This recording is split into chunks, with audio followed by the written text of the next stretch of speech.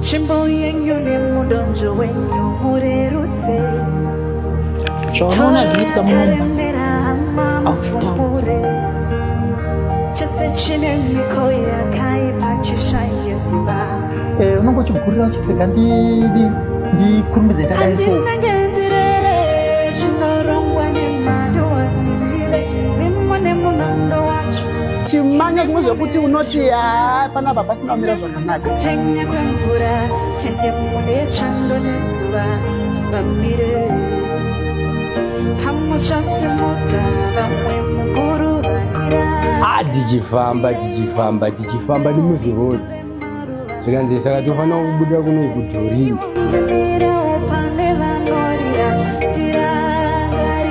Vanhu vangofonerawo vanomboziva here vachiita zvekutransport. Ndokutotorwa zvinhu ndokutosara paya ndisina kana nefoni. Zita timusani mulambo mafanise tisingapedzi nguva katipindei muepisode yanhasi. Saka ndangotaura ndikuende Johannesburg netsoka. Ana mai ndobva vanga vari pavatesa musika ndobva vato nezviro tsitsi ndobva vanotengera 2 liter yecold.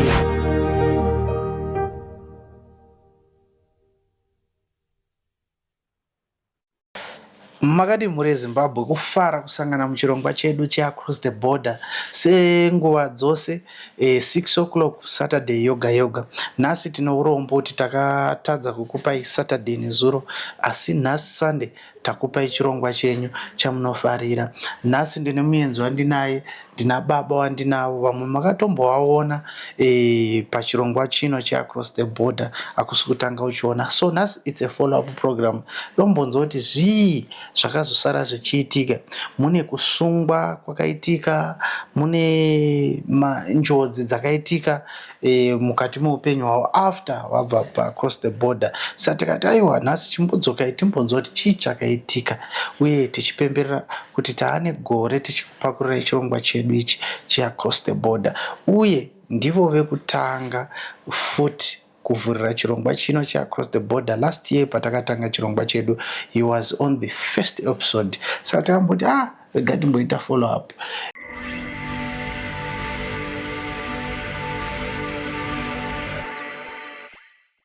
Nhasi chirongwa chedu tiri kuchiunzirwa neveVelvet Figures, ndo vasponsor chirongwa chedu chezuva ranhasi. VeVelvet Figures vanoita kuti iwewe nepassport yako isina permit iyoyo ukwanise kuvhura account yeFNB muno muSouth Africa usina permit. Utonzwawo waane bank account rakanyora zita rako iwewe. Kune vamwe vanoda kuita monetization ema-Facebook and so forth, because content creation yati kureka. But hauna bhengi rinotaura zita rako, unozongolekera ipapa uchakwanisa kubhadharwa neFacebook nekuda kwekuti hauna bhengi rinotaura zita rako. Saka veVelvet Figures vanokwanisa kukuvhurira iwewe nezita rako nepassport yako iyoyo kuti uve nebank account yemuno muSouth Africa. Vanokuregister as a company ine zita rako rekambani yako. Saka kambani iyoyo inouya ine mapepa akakwana, vokuvhurira nebank account yako. Bank account iri unokwanisa kutambira salary yako, kuita ma-e-wallets, everything chaunofunga kuti bank ringaita, kutenga online, kutenga nedzimwe nyika, still like a normal bank. Ringori reFNB iroro andiri maona manje, ende vanokwanisa kugaidha kuziva kuti chii chaungaita kuti ukwanise kuchengetedza account yako igare ine utano. Saka musanonoke, panhamba dziri pascreen apa unotokwanisa kudzifonera kana kuisa WhatsApp kuitira kuti ukwanise kuregister. Ungoti aiwa tiri kubva nekuDomats Films, vanobvawo kubatai zvakanaka nemutengo wakanaka. Anditi tabva nekuDomats Films, saka tiridawo kubatsirwa nekuvhura mabank account, vanobvawo kugaidai zvakanaka veVelvet Figures Private Limited. Aiwa ngatipindei muchirongwa chedu chezuva ranhasi. Baba makadizve? Tipo makadiko. tinotenda Mwari. Amen. Kufara kusangana muchirongwa chedu chezuva ranhasi. Chokwadi. Handitika. Mwari ngaakudze. Kwakudhara tapesera kuona. Zvachinguva. Handitika. Since last year. Pane nguva yareba. Chatinonyanya kutenda upenyu. Upenyu ndizvo. Tongorarama, Mwari urichengeta. Ndizvozvo. Mukoma wangu, pane vamwe maybe vari kutanga kuona izvezvi. Maybe mungaudza mhuri yeZimbabwe iri kuona kuti nhasi pachirongwa chedu tinani. Ini zita rangu ndinonzi Postoli. Ndinobva paChipinge kwamapfungwana, nzvimbo inonzi Kopera. Alright. Iri pedyo neMausiland. Ndakadzidzawo pamapfungwana primary school. Primary ndobva ndaenda kusekondari kwaTamandai secondary school. Ndobva ndapedza yangu form 4 yangu ndiri papapo kwaTamandai. Alright. Baba Stole is the first person akaita first feature pano pachirongwa cheAcross the Border. Iko zvino zvipatove negore. Because it was last year muna May patakatanga chirongwa ichi. So tati zvatava negore, regai timboita follow up techimboona kana kunzwa kuti vari kurarama sei Baba Stole, vari kuzvigona sei since patakasiyirana navo, vave papi nelife. Baba Stole, ndingava ndine mibvunzo yakati wandei, but tichati demu kuti kuitira kuti tinzwisisane. Hapana chakaipa. I remember last time pataita interview yedu pai. Mukatsanangura mafambiro amakaita from Messina. From Bedbridge. From Bedbridge, up to Polokwane. Anditi? Netsoka.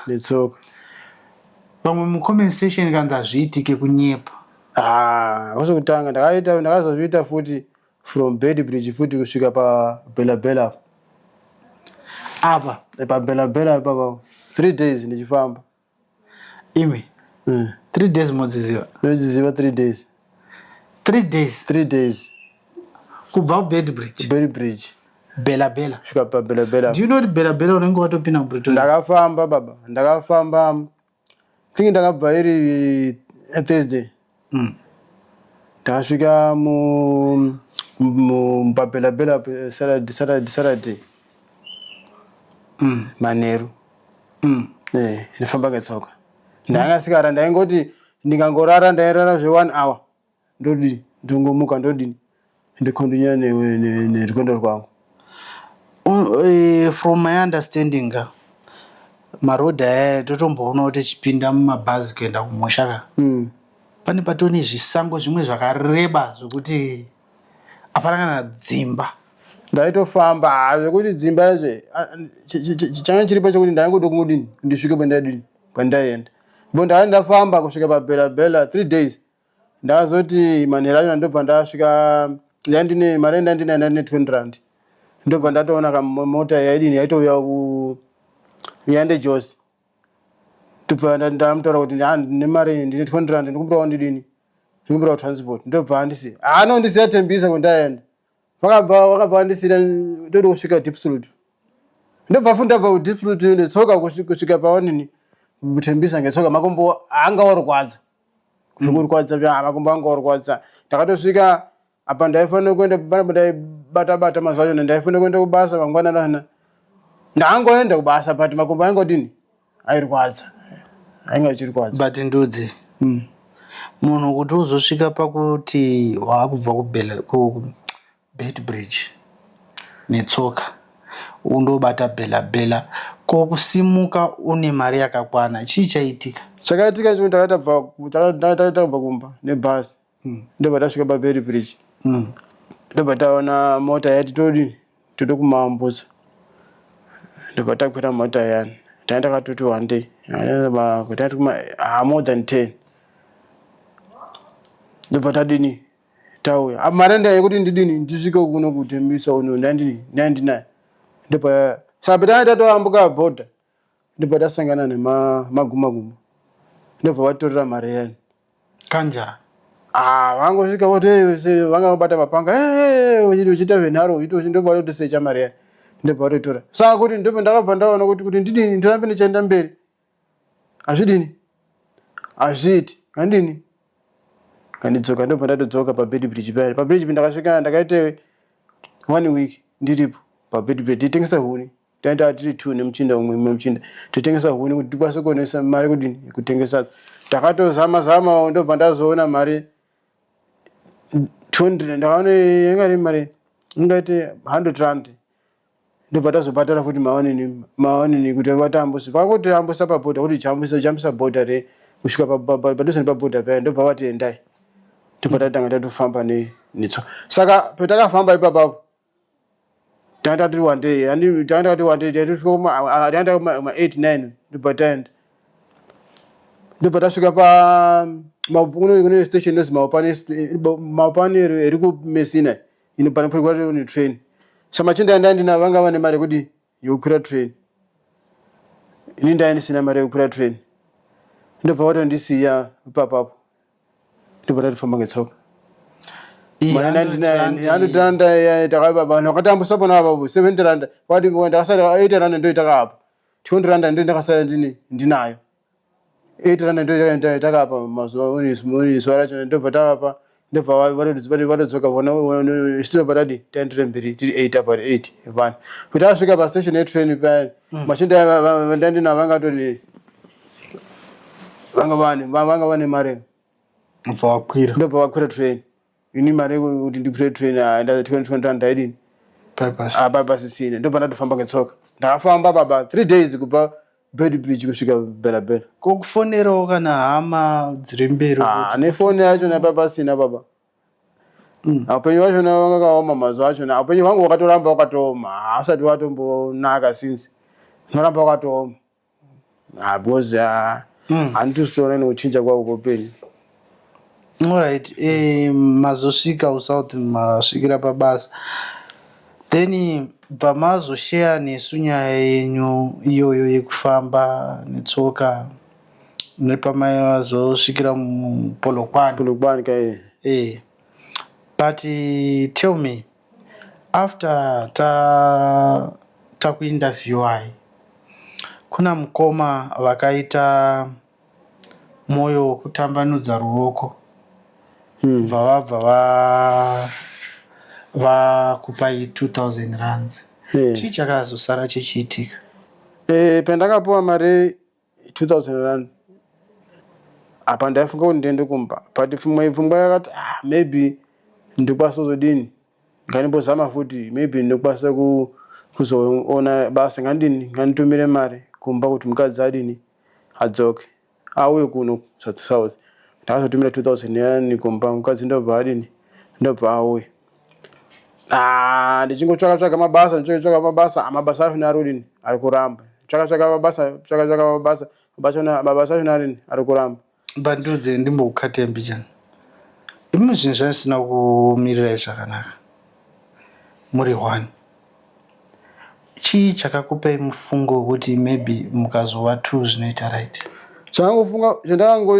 Ndakafunga kuti ora ndaenda kumba kwacho hapana handina mari yekuti ndosvika ndoita business mari ndinaye 2000 ndokwanisa kutokwira ndodini ndosvika kumba ndosvika ndisina nechinhu chinonga ndakabata mumaoko ndikachita nemukadzi adini auye kuno maybe angauye kuno tokwanisa kubatsirana nemukadzi kuti zvinhu zvidini zviite nani but zvinazvona pangouya zvangofanana hapana chirudini chiri kuchinja zvinazvona zvirikutodini zvirikuita wese every day and night.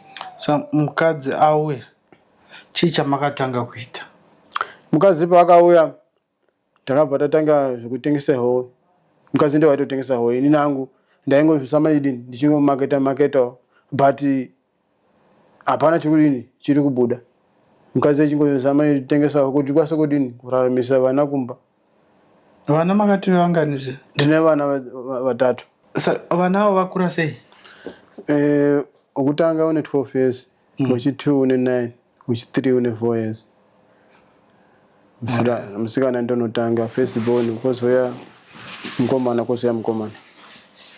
vakomana vaviri vese vari kuenda kuchikoro 2 vari kuenda kuchikoro 1 asati aenda kuchikoro 1 unofanira kuenda kucresh vanofanira kuenda kucresh this year but mari yachona haisi kusangana kuti ndibhadharire vana vangu vari 3 mari yachona haisi kuita haisi kusangana ndotozama kuti nditobhadhara vona va2 avo uyu ndozoona next year mari maybe ndinonga ndaane mari ameno uyu mune 12 years next year unonga itende kusecondary apa handitona nemari yekuti handitona stress yekuti handitozivi ndoita sei kuti aende kuchikora next year yacho because zvinezvo zviro upenyu hwacho hwakandiomera.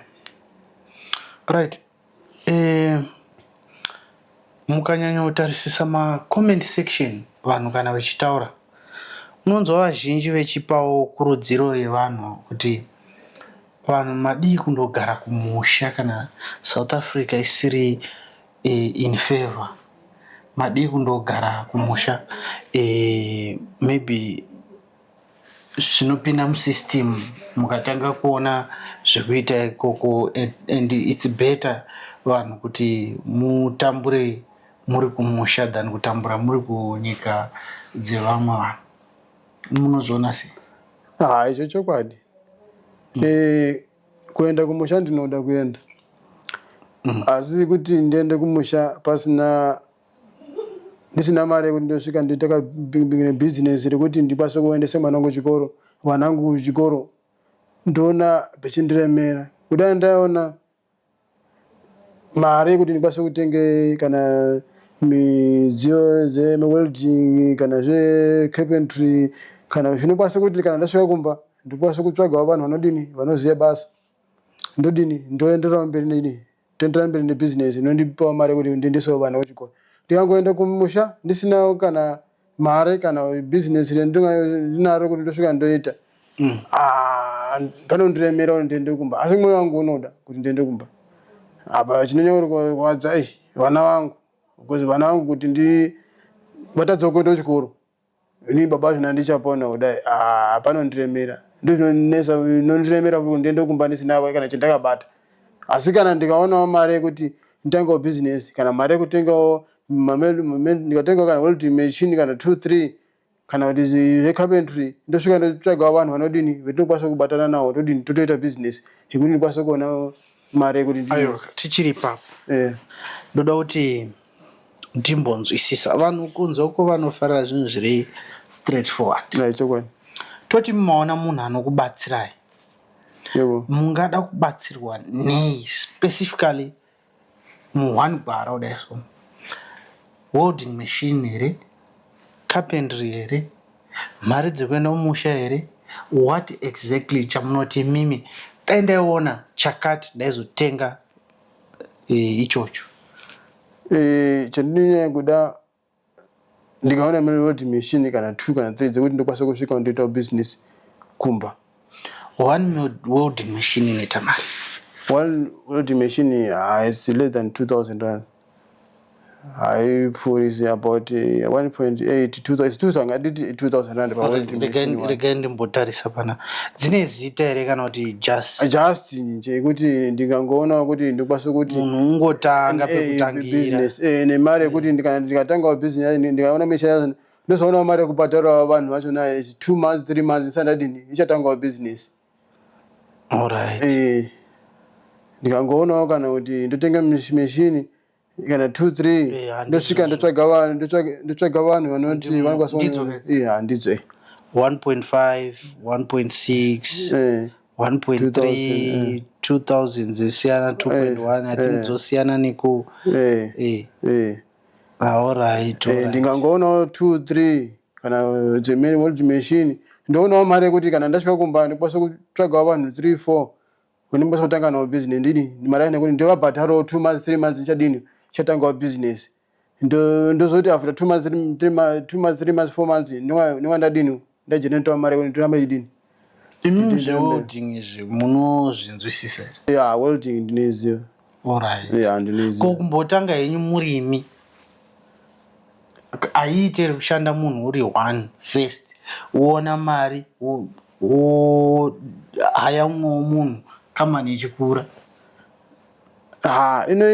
Inoita but itisi tingaita vanhu vaviri kana vatatu ndokuti basa racho tikaitawo mabasa akawanda tichiolita zvakawanda mari inokurumidza kuti imi mamusuda kuita zvekuhaiwa munoda zvekuti munotenga tomboti simbi kugadzira mabagla bar motengesa togadzira totengesa togadzira madoo frame tichitengesa tingangodaroko tingaitawo madoo frame akawanda mari yacho inokumidza kuwanda. maida kuzviitira kupi? Kumba kuchipinge ndari kuzviitira muchipinge straight. Tichadzoka ipapo mukomongo but ngatidzokei panyaya yedu iyi. Pane pamandiudza imimi mukati zvinhu zvinozombomira zvakanaka pana November last year. Makazombopinda nemumaoko emapurisa. Chii chakaitika? Natsei utirondedzera kuti zvakafamba sei kuti muzopinda mumaoko emapurisa? Tikati wakanga uri musi weSunday. Ndamuka mangwanani ndikati pane ndaingobata mwedzo ndakatanga kubata mwedzo tichiita zvekutsa matrench mawifi zviyani. Saka ndakangomuka iri Sunday. Tamuka iri Sunday ndobata ndokomira rori panokwirira vanhu vamwe irore ndobata ingati munhu unongotsvaga vanhu vanongomubatsira kuti vatse matrench yewifi. Munokwira rori makawanda toenda. Ndobva tasvika takasvika tochera pakangoti tichera pakangouya mota yomupurisa 1 ndobva apfuura. Saka mupurisa wakati kumbomira saka wangoona vanhu vakawanda ndobva apfuura ndobva aenda. Paakaenda ndobva asvika oshedza vamwe mapurisa. Takazomba kuona mapurisa atowanda ndobva ati mhanyisa tamhanya ndakazoshaya simba rekuti ndoendere mberi ndobva ndatobatwa. Takabatwa tiri about 7-8 vevanhu. Ipapo vamwe vakatiza nekuti vakanga vane chine simba rekutiza. Inini simba rangu ndanga hanisisina simba rekuti ndingakwanisa kumhanya distance yakareba. Ndobva vatitora ndobva vatiendesa kuCenturion police station. Ndobva tarara paCenturion police station. Yakanga iri Sunday. Monday yacho ndobva vatitora ndobva vatiendesa kukoti inonzi koti yemuPitori. Ndobva tasvika pakoti zvingaziwo mozoyange Thursday ndopetinomutonga. Ndobva tadzokera futi kune rima inonzi pane majeri 2 ari muPitori. Ndobva atisa kuti majeri patakauya Thursday yacho ndobva muchirurangarira zita racho Rampudu inonzi Mampuru. Hosi Mampuru. Ndobva akura because mune vanhu vakawanda varimo vakasiyana siyana. Manga mutori nemacelebrity. Saka hasi andinomuona. Andinomuona. Ndobva tazi 1 month. 1 month eche kugara mujeri nekuti ndakanga ndisina mapepa pana asina passport. Ndobva ndazi 1 month mujeri. Ndazi 1 month mujeri. Ndakagara 2 weeks pona pahosi Rampuru pona pajeri papa Mampuru hosi Mampuru. Ndagara 2 weeks ndobva vatisa kuLindera. Pandakasvika kuLindera chogara 2 weeks futi kuLindera. Ndobva yatokwana 1 month ndobva vatisa Kumba. Saka pandakasvika Kumba before tisatenda Kumba toda kumbonzo kune hama dzedu maviewers edu hama dzakatirira chirongwa vamwe vacho vanodzidza through maprograms edu aya tinowanzwa vamwe vachiuya kuwhatsapp vachiti tadzidzawo zvakati nezvakati nezvakati. Kune mumwe munhu asati ambopinda mujeri anotombodawo kunzwa experience yekuti saka chii chaitika mujeri, mairarama sei mujeri, maidya sei, maitritwa sei, maizviona sei, vaikuonai sei, vaikubatai sei, even kuhosi mamburu nekulindela chii changa chakasiyana, zvakafanana here, experience yacho yakaita sei. Ini mukandibvunza kuti experience yekujeri yakaita sei, handikwanisi kuudza, handisati ndambosvika kana kuvhizita zvangu, handisati, ende ndinototya ndoudza kuti vamwe vanorarwa navo, vamwe varume vanouya vaita vakadzi, so forth, zvinondipa fear singaiti. So toda kumbonzwa experience yekuti imimi makakuona sei kujeri?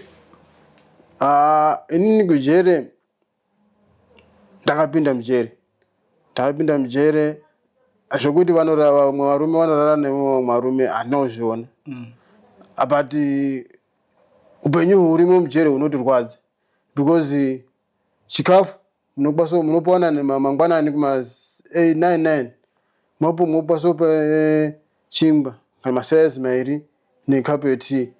12 o'clock munopa kasadza nemakabeji nemaybe nenyama, but nyama yacho inenge isina kudini, inenge isina kungowanda, ingoti ungobarisa mudumbu.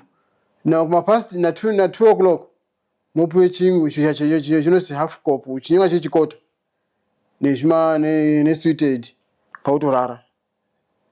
Muzozviona futi mangwani. Chinyaurwadza mujeri itsikidzi. Mune tsikidzi dziri mujeri hadziri amurari. Bhozonga zichikuruma chingokwenha, tsikidzi dziri mujeri hadziti. Mwindi tsikidzi dziri mujeri hadziti. Unokwenha zviya. But mu1 cell mune mechigara muri vanhu vakawanda. Museu mukwanisa kugara muri kuma 40 something and 50 something museu. Hamutombozivani? Munongozoziyana mwari kupinda mukati mwati hamukati mwakutogara mwese, ndipo mutanga kutodini kutoziyana, because mumwe totaurana kuti inobva kunzvimbo yakati, inobva kunzvimbo yakati, inobva kunzvimbo, mutotanga kutodini. Especially kana muchibva Zimbabwe mukatosangana nomuZimbabweans mutoti kwatoita shamwari kuti munhu wekumusha. Kuti uri kuMozambique wasangana nokumozambique utoti ngokumusha mutodini, muri kwatotanga mukuita shamwari mona umu, because mumwe muchibva nyika imwe. Wekumalawi ndizvozvo, nyika dzimweni nzvimbo zisiyana kunzvimbo mutanga kushamwari muna mukoma. Vanhu vari museu muri 40 kudai, muri maforena mese here, kana kuti umwe ane mhosva yake, umwe ane mhosva yake, umwe ane mhosva, kana kuti mangosungirwa nyaya dzemapepa mese? Kazhinji maforena anonga achigara masero awo. Ava venyaya dzavo hombe ava vanonga achigara kunzvimbo, but sometimes unosiyana nemadhomo. Sometimes unokwanisa kuti vanhu vemapepa nevanhu vakasungirwa mhosva dzinga dziri 9 kusanganiswa nevanhu vemapepa, but vanonga ane mhosva hombe dzekuti vakamedha wati vanonga achingogarawo kumasero avo. Vanonga achigara, asi vanonga ane mhosva shoma dzekuti inonga iri robbery. Kana robbery yacho nakati kungobira munhu chinhu kana kungoba chinhu chimahara kudai, vanongokwanisa kugara mungokwanisa kugara nevanhu kana violence. Ava vanonga vakauraya vanhu kuti vakabauraya vanhu kana vakaite bhambu wati vanonga kazhinji vanonga vachigarawo kwavo vega. Alright. So imimi wamai munavo ndo kungosanganiswa kuti vakwanisa kuti vemaviolence kana kuti zvimalight. Asi imimi maiwana mukana wekutombobuda here kana kuti kungopiwa chikafu muri mumadhomitaries enyu imomo? Kubuda munobuda because vanoti na 9 pamunoenda kopuwe tea mangwanani munozobudai, but hari kubuda kunze kudai, munongobuda mungoenda kutamba bhora muna mukati mukati mwejere mu motombodzitamba munongozi itai motamba bhora mumbotamba bhora asi kana yasvika nguva yekuti muvharirwe na mukwanisa kutangana kuma9 svikana kuma3 4 o'clock wotodini wotovhara motopinda maitotambawo bhora bhora ndasingatambi ndaingoona vanhu vaingodini vaingotamba bhora havanini bhora havisimo but experience yamakaita pakupinda mujere nezvamusati mambopinda mujere zvakasiyana zvamaifungira kuti maybe munhu akapinda mujere zvine zvakadai kana kuti maisitomborera maindi nazvo. Inini zvomujere ndaitotya kutopinda mujere pandakazuva rekufirst day ndakatopinda mujere ndaitotya ba ndakazogapa magara nokugara ndakazopesa ndatodini ndatojaira ndotoonawo life yemujere kuti life yemujere ilife yakadini yakadai nekuchechi mujere munoenda every Sunday munenge mune machenji unochucha chechi unoda kuonamata unoenda kodini unoenda kuonamata so hazvisiri izvo zvimwe zvatinenge tichingofungira mujere kuzvibata kwako ungangozvibata zvakanaka usaite violence nevanhu unogara mujere zvakanaka asi ungade kuita zveviolence vanokwanisa kuuraya vanouraya vanouraya. Pane zvamakamboona here zvakaitika mujere zvamuti vanhu vaitonesa vairohwa mujere mumasere umo waitoziva kuti ningi warohwa because vanga achiita zveviolence ningi warohwa because vanga achiita zveviolence asi ungagarawo zvakanaka nevamwe motogara zvakanaka hapana chodini chinoitika. So experience yamakaona kuKhosi Mamburu ndo imwe chete here yamakazoona futi kulindela? Kulindela zvakasiyana neKhosi Mamburu. Khosi Mamburu iri nani pane lindela because kulindela chikafu munopuwa two times a day 10 o'clock mangwanani na2 o'clock zvatopera wozoona futi mangwani chikafu chana aupuwi chikafu chokuti unoryawo chiguta ngechekungoti ungobatisa mudumbu kuti usadini usangodonha pati chikafu chana inga chiti chishoma uye futi magadhi achona ekurindera akasiyana ari rafu because ungati ngoita zvemahala vanokwanisa kudini kana kutorohwa ndiwo hadi kungosumudza musoro kana mukangoita izva zvokuti toita strike wati kana pane mutenda kuguta wati kana strike yemahala nokutofura vanotofura vanofura because vaitopromisa kuti mukangoita zvemahala chete topfura because kune vakazama vakambotisa mazuva aita ndiriyo vakajamba I think about 18 to 20 people vakajamba ndobva vazobatwa vanhu vayani vakajamba yani marohwerwo vakarohwa ngemasecurity same chidai vakarohwa saka kwana ndela yako vangosiyana nekoni Khosi Mamburu. Tell me mabuda mujere mananga kumusha munokwidzwa mabhazi chero here kana kuti muchienda muchibva kulindela kuenda kumba vona veHome Affairs vane mabhazi avo evanotsvaga vomutwara vongoise chii vomirise kubhodhe konini kuHome Affairs yeZimbabwe paiti paPeddy Bridge paya motosvika motosiya vona vapo motosaina monosaina mozosaina motozi chidini endai kumba ndo zvakaitika pamaenda kumba makagara nguva yakareba sei? Pandasvika kumba ndakagara 1 month pandasvika 1 month ndaisvika ndidini ndibogadzira passport saka passport rakazoita ndaita passport parakabuda passport ndikati ngandini kandidzokera kumba sezvo ndane passport rangu pendakadzoka pandakasvika pabhodha. Alright, musati mauya pabhodha life yekumusha neyekuno kuSouth Africa makafila sei sezvo apa maimaenda kamusina uronga yenyu makatosvika nemaoko amainyara handitika I don't think kuti pane chamakasvika munacho hapana makatozosvika nemaoko aya asi now 1 month yese makai experience sei? 1 month ndakagara 1 month but pamba usina mare panorema because nevana each and every day taingorya sadza nemutikiti sadza nemaveji hapana nenyama. Vana vanenge expecta baba vachadini vachatenga vaitoti baba mache mwadii mwatenge nyama kuti ndivataure kuti handina mare paitoreva vaizviziva makauya nekudhipota vaitozviziva but muona kuti munhu ukataurawo munhu une 9 years kuti handina mare unoitangati hautodini haudi kuti urini kutengere mwana wako but chidori handinacho but ndandisina mare kuti ngadini ndikavatengera because ndakapedza mwedzi wese tisina kumbodye nyama ndaingorye mutikiti neonini mavheji nezvimwe mutikiti saka upenyu wachona kumba unode uneka mare kuti ngubasa kudini kuita something kana kudini kana kupinzirawo mare. apa panguva yamakauya kumusha mukadzi anga aripi? Patakaenda kumba mukadzi ndakamusiya uno mukadzi ndewaitozama kuti atotumira mare yaanonga atengesa makasungwa mukadzi ari kuno ndakasunga mukadzi vari kuno kusouth nemwana vakasara vari 2 nemwana. akasarawo echirarama sei? bcause takutoverenga mwedzi miviri kaari ega, mwedzi wemujere nemwedzi wekumusha. muona chakaita mukadzi kuti mukadzi ararame vekuchechi kuti ainamata ndivakazama kubatsira basa ramukadzi kuti adini aonawo mare kudini atongewo chikafu aonawo mare yekuti anitumire kuri kumba kondaendiri ndo vakangobatsira kuchechi kuti vasiriwo vekuchechi vakazobatsira ndakauya pasina zvisina kumira zvakanaka.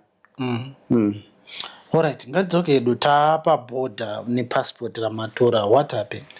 Ndakasvika pabhodha nepassport ndakati ndisa kuZimbabwe side ndisa kuZimbabwe side ndobva ndasvika kuSouth African side ndobva vati passport rako rakadini ariiti kuti ungapinda mukati. Ndikati sei zvikazi vakabva kusungwa saka kuti deport vakaita itori mhosva saka itori crime kudini kutopinda kudzokera muno waifanira kutodini kugara kumba. Andobva atondisiya chidhindo andisa chidhindo I think ndaatiri about 34 but vangari mubhazi iroro vanga kwadhipotwa muna November December ndobva vatidzosa kuZimbabwe side. Saka apa kuti ndifunge kuti ndidzokere kumba futi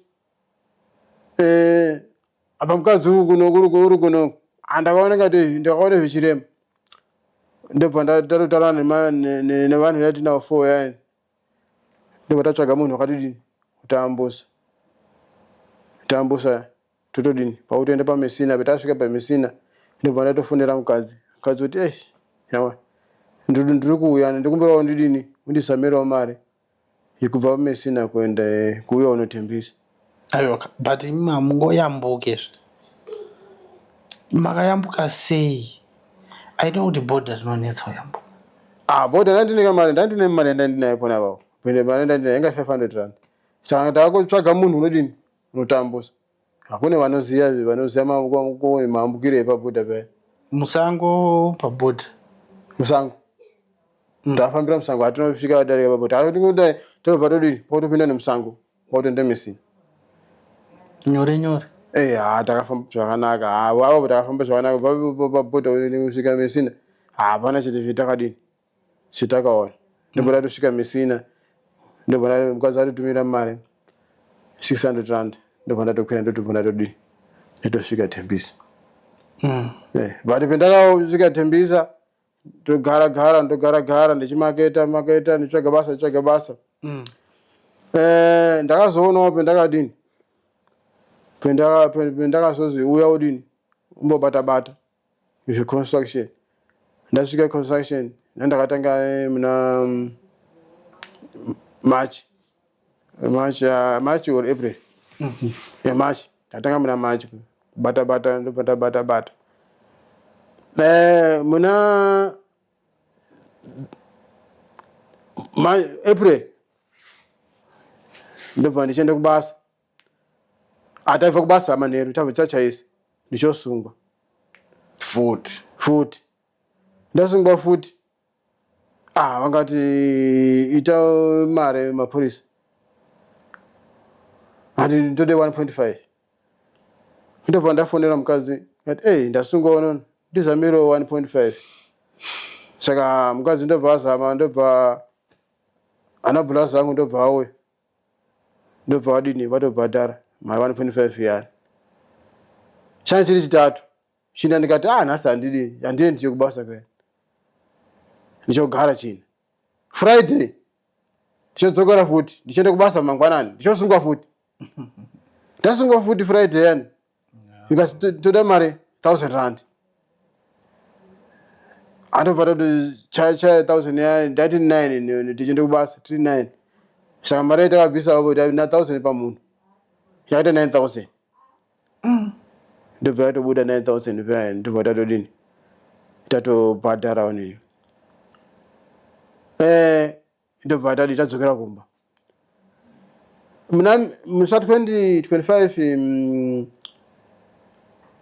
April ndiri kubasa kuona kuti uite construction ndakati ndibvisa ndichobva kungorofani ndichobva tandiri 2 saka pane petakadini petakapfuura padhoda ndopinda padhoda tichibva bhara tichitanga nevidhina saka paakapinda mukati padhoda ndaiteera ndaka ndichovha bhara ndazwa chidhina muso chandiro ndobva ndadonha pasi chabvebe chidhina ndozvi chakabve but kune vanga ri kumusoro ku7th floor chakabva ku7th floor ndobva chakasvika chorova paheremende chachaya paheremende ndobva yatodini yanitsikira sezvo chidhina changa chichibva kumusoro inga chine simba ndobva chatsikira pamusoro apo ndobva patodini patovhurika ndobva vabude ropa ndobva vafonera ambulance ndobva yanditora inga iri Friday svika ndobva vandisa mastitch pakatokuwara zvekutodaro pakakuwara sapatone vanga rezve ine zvingatera vhara because ndakasonwa musi wa 26 alright ndasona musi wa 26 musi wa 25 ndobva ndasona I think Friday yanga Friday 26 or 25 or 26 ndobva vanosisa mastitch I think is 8 mastitch yakandisona ndobva ndarara Friday yacho Saturday ndobva vanditi enda kana pangazoitaka problem unodini unodzoka futi ndobva ndaenda kumba pandakasvika kumba ndakagara think 4 days 5 days ndisikaendi kubasa ndobva ndazodzokera kubasa netsamba yani ndakapiwa kwaani kuhospital ndobva ndapa kuti pabasa zvadaro ndikushanda last week mwana wangu ndobva adonho wakakwira muti ndobva adonho ndobva aiswawo futi mastitch 6 pamukumbo saka ndichiti upenyu hwangu uri kundiomera mari kandanga ndabata ndodhisa mapurisa kana ndotoshandisa zviro zvimwe zvisikandipi gain saka pakandiomera but munofunga kuti zvese zviri kuitika izvi chii ndozuri chii chiri kumboitika tingati munyama tingati chivanhu kuroyiwa kana kutoti kuda kwaMwari ndozuri chii but because chinoonetsa kuti kuchechi ndinoenda but vanongotaura kuti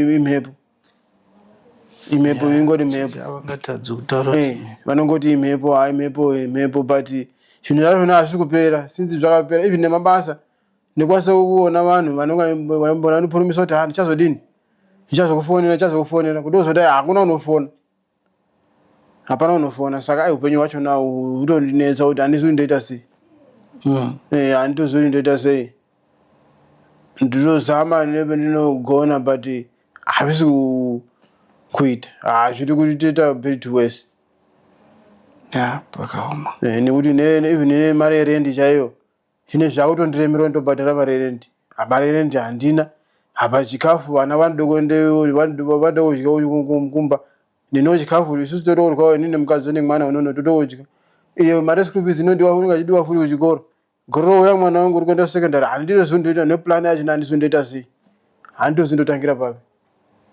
So imi chamunofunga kuti its best option chii? Best option ndeyekuti kudai ndaikwanisa kuona because ushungu yangu kudai ndikekuti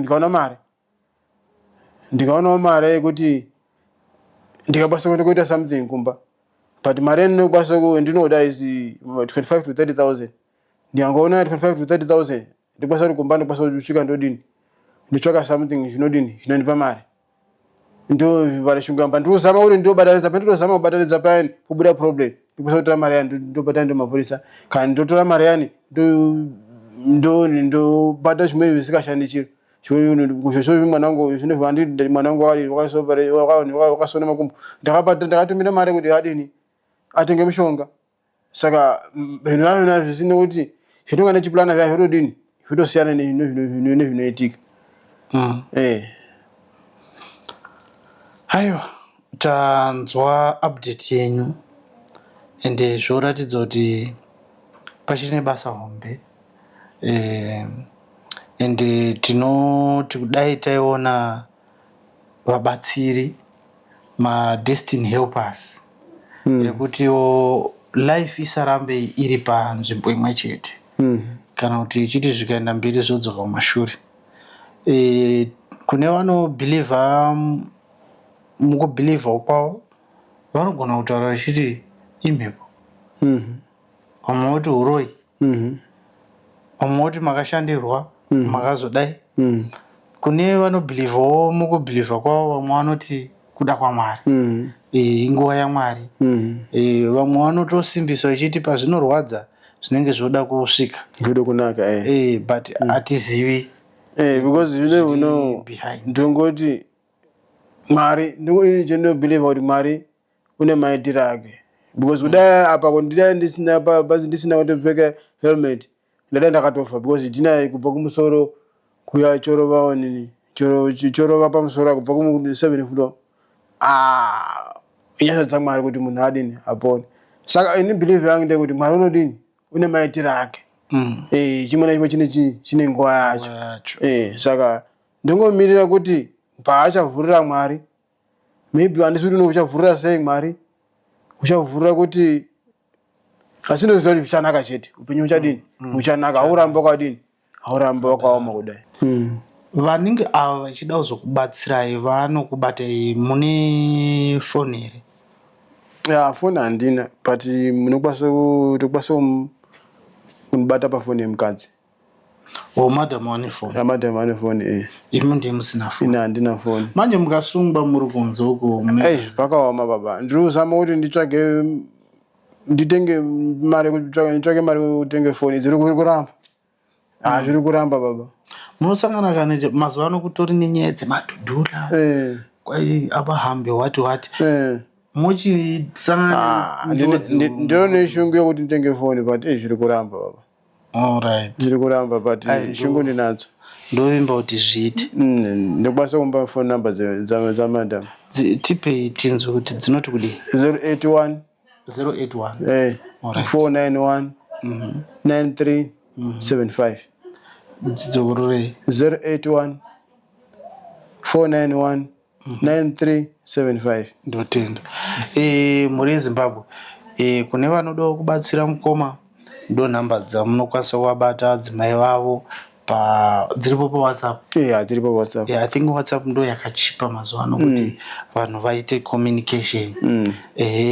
Nevanodo vane kambudzi kana kuti vane kafoni kakaiswa paside kavasingachashandise munokwanisa futi kubatsira mukoma just kuti vaonewo WhatsApp yokuti vacommunicate nemhuri yavo kuti ndasungwa kuno nditumirewo mari vakomana. Munhu anonyora takatemba dai zvaibvira. Tinawo maZimbabwean community nevamwe vanokwanisa kunzwa chirudzi chatiri kutaura nezvacho nacho ichi vanokwanisa kutambanudza pavanapo vachibatsira mataura nyaya dzemaschool fees, mataura nyaya dzekuti vana vanobhadhira maschool fees mari Vana bozvine vuno vari kubhadhara $40 per term. per term. Saka $40 mumwe $40. Saka kudai zvaikwanisika kuti bozvine shungu uyu kuenda kusekendari parikundiremera kuti handisi ndichaendesa sei kusekendari but shungu yangu yari kuti aende kusekendari aifundi handiri kuti agara azoti baba anodini haana kundiendesa kuchikoro asi iye ari sewo kuchikoro unogona unogona unogona zvekuti vari kuita 9 subjects pa 9 subject 7 kana 8 dzinonzi ari mabhulu 1 inokwanisa kuita already zvekuti haasi kuti angaramba ichiendera mberi unopedzisira watodini onasa kutoziva kwemene asi kugona unodini unogona aiwa totenda unogona aiwa tinoti Mwari anoita kuda kwake sekutaura kwamataura ende nzira dzinovhurika ine miraculous way yekuti munogona kunge musingatotarisiri kuti ndo zvichaitika Mwari obata nekubata kwake ndingangozadzisa ndichiti vamwe vanhu vane kugona kubatsira kwavanokwanisa kugona vechibatsira mumwe munhu haakwanisi kukutengerai welding machine mumwe munhu anokwanisa kutokuudzai kuti ndine basa pakati mumwe munhu anokwanisa kuti inini ndichada kuti ndikuofewo chakati mumwe oto ini ndichada kuti ndidaiso kwese kubatsira ende somunhu womurume ndinoona sokuti hatina sarudzo aisusu hatina sarudzo chamuka inyama ndinotenda baba Sithole handizivi kuti imimi tisati tavhara chirongwa mune here mashoko 2-3 amungada kusira muri Zimbabwe angave kurudziro angave handizivi zvamungada kutaurawo kumhuri yeZimbabwe chandingataura kumhuri yeZimbabwe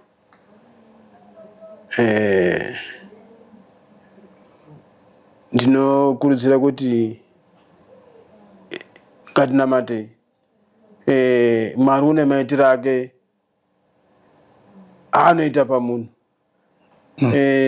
unganamata hapana munhu usina problem asi unganamatawo Mwari unokwanisa kudini kuziva kuchema kwaunenge uchidini kwaunenge uchiita unokwanisa kuzodini kuzokubatsira uye futi tiri munyika muno ngatizame kuti tibatane tiite chinhu chimwe kana pano zvinova zvaitika problem tidini tibatsirane kana kuonesana tisarega vamwe chidini vechirasika ndo mashoko angu andingadini ndingamusira aiwa ndinotenda chaizvo yanga iri nguva yakanaka kubatirana pamwe chete tichiita follow up yekunzoto upenyu hwakazosara huchidii because we are very concerned nevanhu vanouya pachirongwa chedu vechitaura nyaya dzavo tichida kuzoonawo kuti zvinenge zvakazombofamba sei after tapesana navo tine vanhu vakawanda chaizvo vakauya pachirongwa ichi since takachilonja chava negore ende pavakauya pachirongwa ichi vamwe vazhinji vacho vakabatsirika mabatsiro acho ndaMwari amwe acho vamwe vanga vasina mapasipoti vaane mapasipoti vamwe vanga vasina capital yekutanga something vakatotanga something vamwe vaida kuenda kumusha kudzokera kumusha vakatodzokera vamwe vane mabasa saka tinotenda mhuri yeZimbabwe nekuramba muchitsigira chirongwa chedu kana wanga usati wasubscriber pachirongwa chedu tinoti garai masubscriber kuitira kuti musazojambwe nemamwe maepisode atichakupai panguva inoteera zita Dumisani Mulambo Mafanise toramba tichisangana muchirongwa chedu cheAcross the Border panguva imwe chete iyoyi 6 o'clock musondo rinoteera Saturday. Tine urombo kuti nhasi episode yedu takupa iri Sunday nekuti tanga tine kubatikana kwatanga tinako musvondo rino. Ndinoti musare zvakanaka. Musare zvakanaka muri yeZimbabwe. Amen. Amen. Musimudze chimbo yenyu nemudonzvo wenyu murerutse zvaunoona zvinoitika munomba taremera hama mupfumure chese chine mhiko yakaipa chishaye simba unongochigurira uchitega ndikurumbidze ndadai so ndinangendirere chinorongwa nemhando wanizile mimo nemunondo wacho chimanya zvimwe zvekuti unoti panapa pasina kumira zvakanaka penya kwemvura ende mune chando nezuva vamire hamuchasimudza vamwe mukuru vandira tichifamba nemuzi road zvikanzi saka tofanira kubuda kuno kudhorini ndimirawo pane vanorira tirangarirei vanhu vangofonerawo vanomboziva here vachiita zvekutransport ndokutotorwa zvinhu ndokutosara paya ndisina kana nefoni. zita timusani mulambo mafanise tisingapedzi nguva katipindei muepisode yakasi Saka ndangotaura ndikuende Johannesburg netsoka. Ana mai ndobva vanga vari pavatesa musika ndobva vato nezviro tsitsi ndobva vanotengera 2 liter cold brew.